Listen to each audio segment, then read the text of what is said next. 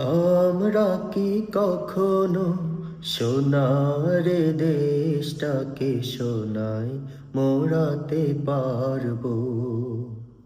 নাকি প্রতিবার রক্ত দিয়েও ফের জিতেও হেরে যাব? আমরা কি কখনো সোনার দেশটাকে সোনায় মোড়াতে পারবো?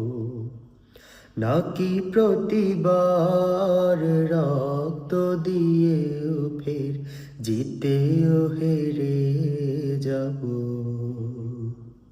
আমরা কেন বলো লোভে পড়ে যাই? কেন ভুলে যাই সততা?